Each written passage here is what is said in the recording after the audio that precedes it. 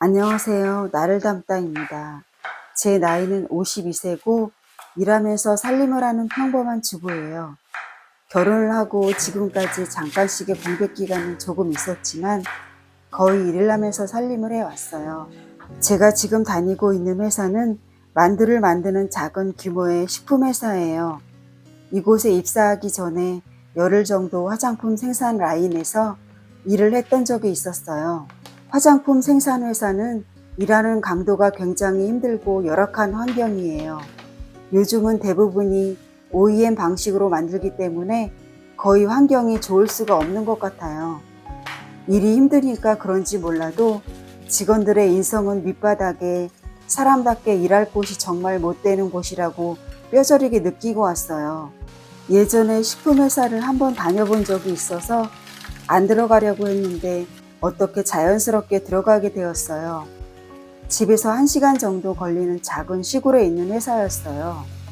직원은 30명도 채 되지 않는 그런 곳이었는데 직원들 중 한국인 직원은 저 포함 여자 4명, 남자 5명이었고요. 나머지 직원은 베트남, 스리랑카, 태국, 필리핀 등등 외국인들이 비중이 더 큰 회사였어요. 시골의 작은 회사이다 보니 외국인 노동자가 더 많기도 했고 식품회사는 다른 회사보다 일하는 게 더 힘들어 한국인들은 기피하는 일이기도 하고요. 한국인 여자 직원은 저보다 나이가 더 많은 직원들이고 젊은 직원은 없었어요. 만두를 생산하는 공정은 성형반, 포장반이 있는데 주로 여자들은 만두 기계에서 나오는 만두 분량을 선별하거나 손으로 만두를 직접 만드는 일, 그리고 포장반에서 무게를 달아서 봉지에 담는 일, 이 3가지 일 중에서 하나를 하는 일이었어요. 만두의 기본 모양이 기계에서 나오면 3명씩 마주보고 양쪽에 앉아서 만두의 모양을 손으로 싸는 모습을 보니까 그냥 집에서 만드는 것처럼 만들면 되겠다, 그런 생각이 들어서 재미있을 거라고 생각했어요.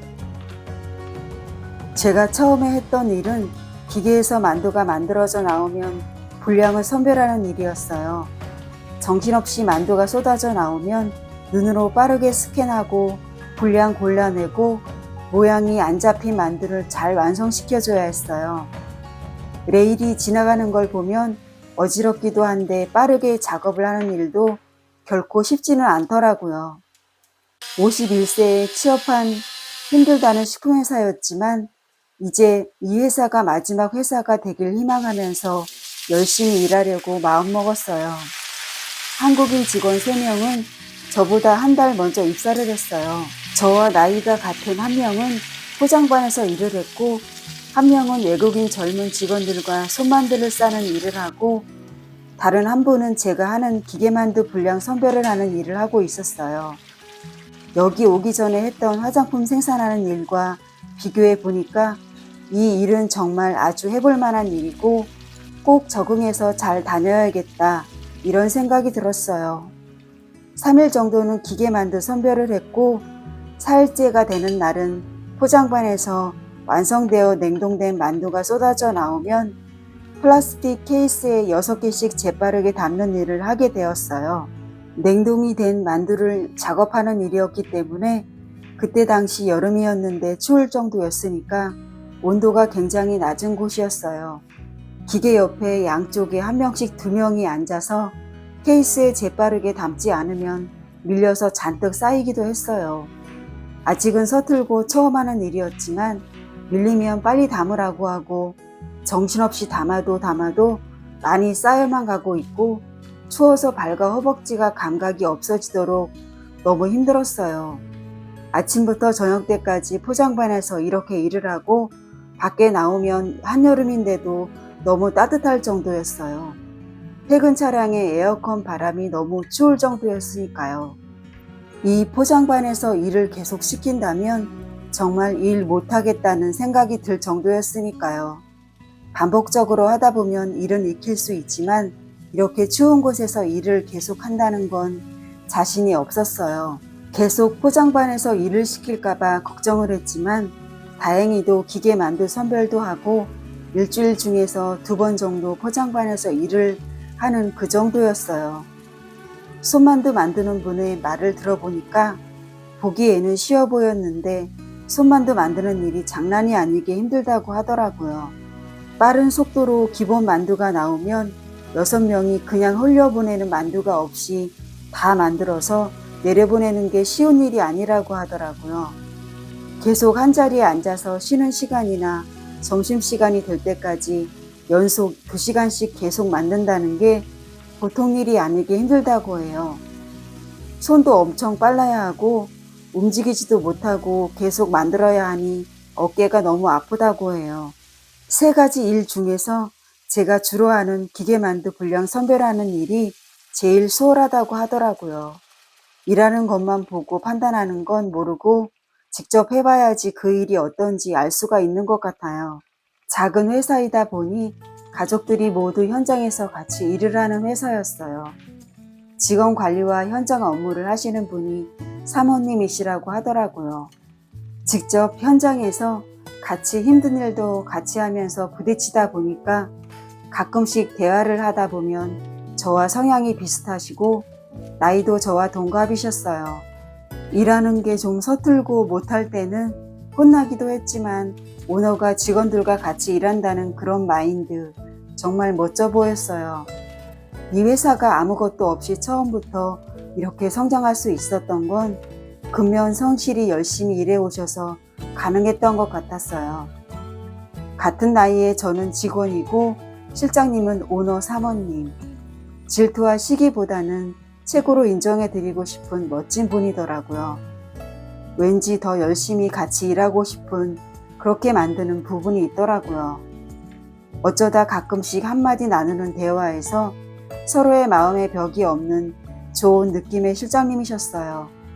제가 이 회사에 들어와서 한 달 뒤에 포장반에서 일하는 게 힘들다고 한국인 여자 직원이 퇴사를 했어요. 저도 포장반에서 고정으로 계속 일하는 건 힘들 것 같았는데 그분도 많이 힘들었나 봐요. 만두 만드는 한국인 직원분도 어깨가 너무 아프다고 하면서 오래 일할 수 있는 그런 곳이 못 된다고 빨리 퇴사하고 싶다고 말하더라고요. 어쩌다가 가끔 만두 만드는 사람이 부족할 때 저도 가서 만두를 만들 때도 있었는데 굉장히 힘든 공정이었어요. 저도 일주일 중에서 3일 정도는 퇴사하고 싶다는 그런 마음이 굴뚝같이 들었지만 화장품 생산 공장에서 열흘 정도 일했던 걸 떠올리고 이 회사와 비교하면서 참고 다니다 보니 벌써 5개월이 금방 지나가더라고요. 만두 기계를 보는 한국인 여자 직원분이 근태도 안 좋고 항상 불만이 많고 오너한테 해서는 안 되는 말도 하는 요란스러운 분이었는데 회사 측에서도 6개월 정도 기다려주다가 결국은 같이 일을 못하겠으니 그만두라고 말씀하시더라고요. 제가 지켜봐도 의태의태 하더니 결국은 이렇게 되었어요. 손만두를 만드는 여자 직원들은 젊은 베트남 직원들이 대부분이었어요. 나이대도 20대 후반에서 30대 중반, 한국으로 시집온 주부들이었고요. 일도 빠르게 잘하고 못하는 사람이 하나도 없이 놀랄 정도로 다들 일을 잘하더라고요. 하루 종일 앉아서 쉴 새 없이 만두를 만드는 걸 아주 쉽게 하니까 신기했어요. 한국인 중에 유일하게 한 명 손만두 만드는 여직원은 저보다 1살 더 많았는데 어깨가 너무 아파서 만두를 더 이상 만들 수가 없다고 퇴사를 한다고 하더라고요. 한국인 여자 직원은 저와 딱 2명뿐이었는데 그만두면 난 어떡해. 저 혼자 남아서 우울해지고 일할 의욕이 떨어졌어요. 나도 그만둬야 하나? 손만두 만드는 거 힘든데 나도 시키면 어쩌나 솔직히 걱정이 되었어요. 사모님이신 실장님은 다행히 저는 손만두 만드는 걸 시키지는 않고 아주 가끔 사람이 없을 때만 만들게 하고 거의 만두 기계를 보는 일을 시켰어요. 언제부턴가 베트남 직원들이 손만두 만드는 걸 안 시키고 기계 만두만 보는 걸 시키니까 저를 시기하고 미워하는 느낌을 확 받았어요. 베트남어로 자기들끼리 이러쿵저러쿵 말하는 걸 보니 못 알아듣지만 그래도 알 수가 있더라고요. 실장님도 한국인 나이 50대 여직원들은 손만두 만드는 걸 힘들어하니까 저한테는 안 시키는 것 같은 느낌이었어요. 똑같이 일을 안 시키고 자기들만 힘든 거 시킨다고 불만이 많다는 걸 잘 알고 있는 저는 저를 미워하니까 똑같이 대해주고 싶은 마음도 솔직히 조금은 있었지만 손만두 만드는 게 얼마나 힘든지 잘 알고 있기 때문에 그냥 힘든 일하는 심정을 이해해주고 미워하지 않고 그들을 인정해주면서 마음을 닫지 않고 잘해주려고 나름 애를 썼어요. 가끔씩 과자도 사주고 다른 힘든 일은 제가 하려고 했고요. 만두 생산 품목에 따라서 인력이 남을 때는 청소를 시키기도 했는데 그때마다 실장님도 베트남 여직원의 입장을 잘 아시는지 꺼려하는 청소는 안 시키고 저에게 청소를 시키셨어요.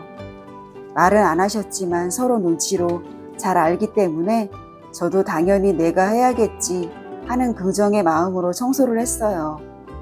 베트남 여직원들도 심성이 곱고 정도 많고 한국인 정서와 비슷한 면들이 많아서 정이 가기도 했어요. 조금이라도 틈이 날 때는 만두 만드는 걸 가서 같이 해주려고 나름 노력도 많이 했고 마음을 열고 항상 대해주었어요.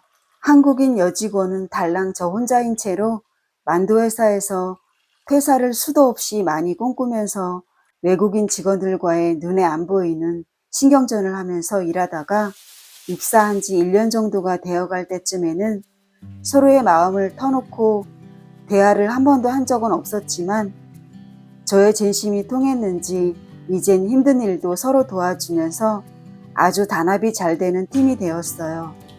인정해주면서 잘해주려고 애쓰고 마음을 주니까 말은 안 해도 서로 느낌으로 알아주는 것 같아요. 한국 사람인 제가 한국 회사를 다녔지만 마치 외국에 나가서 일을 하고 있는 외국인 근로자 느낌을 받을 때가 많았고 또 외롭기도 했어요. 가만히 생각해 보면 이렇게 1년이 넘게 힘든 이 식품회사에서 한국인 여직원 달랑 혼자 발버둥 치고 살아남아 잘 다니고 있는 게 극한 직업인 화장품 생산 라인에서 며칠 일했던 경험이 큰 원동력이 되었다고 생각이 됐어요. 지금까지 제가 다녔던 회사는 서로 꾀만 부리고 텃세 부리고 인성 바닥인 직원이 많이 있었고 사람 때문에 힘든 회사가 더 많이 있었던 것 같아요. 나이 50이 넘어서 그 틀이 확 깨진 느낌이에요. 힘들면 서로 나서서 도와주고 힘들어도 긍정적인 마음으로 재미있게 일을 하고 인간미가 넘치는 분위기, 에너지가 뿜뿜 솟아나요. 저도 한국인이지만 베트남 젊은 직원들 정말 대단하고 최고로 인정해주고 싶어요. 1년 2개월이 넘게 지금 일하고 있는데 이 회사가 저의 마지막 회사이길 바라봅니다. 시청해 주셔서 감사드립니다.